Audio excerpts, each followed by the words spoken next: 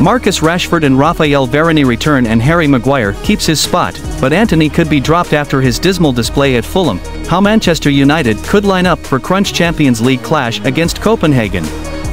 Manchester United travel to Denmark on Wednesday night hoping to keep their Champions League campaign alive after returning to winning ways with injury time win at Fulham. The equation is relatively straightforward for Erik ten Hag's men, who are third in Group A on 3 points, 6 behind leaders Bayern Munich and 1 behind Galatasaray. Beat Copenhagen and their destiny will rest firmly in their hands, while a draw would significantly complicate the path to the round of 16.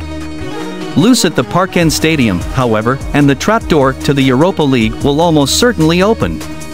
As it's hitherto been the case this season, United arrive into the fixture with more questions than answers despite their injury time win against Fulham on Saturday. Ten Hag confirmed on Tuesday that Casemiro and Lisandro Martinez will not return before Christmas, while Luke Shaw remains unavailable. Loan signings Sergio Reguilon and Sofian Amrabat have underwhelmed so far, while Antony looks as far away from justifying his £85 million fee as at any point since he arrived at Old Trafford last year. Andre Onana may not have enjoyed the easiest of starts to his Manchester United career, but his place in the starting 11 on Wednesday night is assured. The Cameroonian was the hero when United beat Copenhagen at Old Trafford 2 weeks ago, as he saved Jordan Larsson's stoppage-time penalty to preserve a crucial 1-0 win.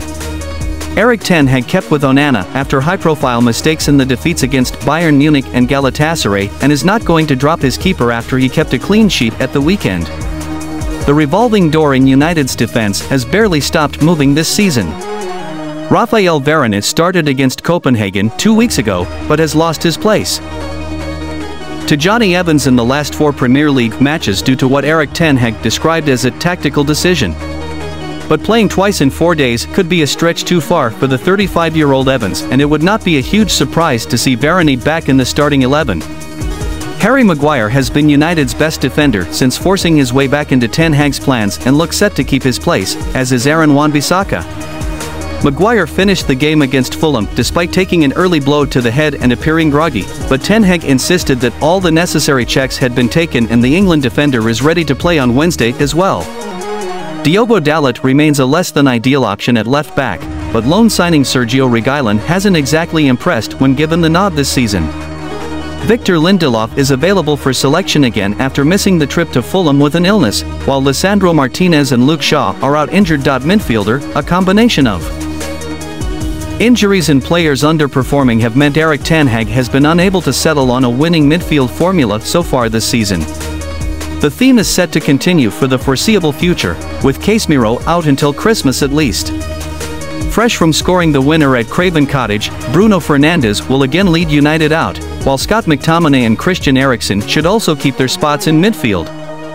The Dane struggled against Fulham, but injected some much-needed urgency when he came on against Copenhagen 2 weeks ago and has looked more comfortable in the Champions League than he has in the Premier League. Mason Mount could replace Antony, more on whom later, but Sofian Amrabat is likely to find himself on the bench again, after being replaced at halftime in the reverse fixture at Old Trafford. Attack, attack, if Erik ten Hag's patience with Antony isn't wearing thin, it should be. The Brazilian has been dismal so far this season and has looked nowhere near justifying United's £85 million outlay. Facundo Pellistri looked lively when he replaced Antony against Fulham, but he's looked more suited to making an impact off the bench than to start. Ten Hag could deploy Mason Mount on the right with Bruno Fernandes at number 10, but has so far preferred to play the former Chelsea man in a deeper role instead. Marcus Rashford could return to the starting 11 in place of Alejandro Garnacho if he's past fit after missing the win against at Fulham. He's investing hard work and training to get back into form, ten Hag said on Tuesday. Marcus is very committed to Manchester United. Asked whether Rashford would feature against Copenhagen, ten Hag replied, "Yes, 100%. He missed one game with a small knock." Rasmus Højlund, meanwhile, will once again lead the line as he looks for his first goal in over a month. Casemiro and Anthony Martial both being targeted by the Saudi Pro League. The Saudi Pro League is targeting 2 more Manchester United stars this January, according to a new report. Elite players from around the world, such as Cristiano Ronaldo, Karim Benzema, Roberto Firmino, Neymar and Sadio Mane, are all now plying their trade in the Middle Eastern League after receiving lucrative offers to join their football revolution. United sold Alex Telles to Al Nassr in the summer, and since then there have been several reports linking other Red Devils to a Saudi switch. Raphael Varane, Jadon Sancho, and Bruno Fernandes have all reportedly been target. Varane in particular has attracted a number of column inches in the press in recent weeks. The latest name linked with a January move is Casemiro, as the Saudis seem determined to pluck another name from the great Real Madrid team of the 2016-20 period. According to 90minute.com, Casemiro has emerged as one of the Saudi Pro League's primary transfer targets for 2024, with an offer even possible for the Manchester United midfielder in January. It's understood that a number of United players, with Casemiro and even captain Bruno Fernandes, are of interest, and the chances of deals are being explored via intermediaries. United are not actively shopping Casemiro, but with their position along the lines of financial fair play a concern for several months, would be open to selling for the right offer.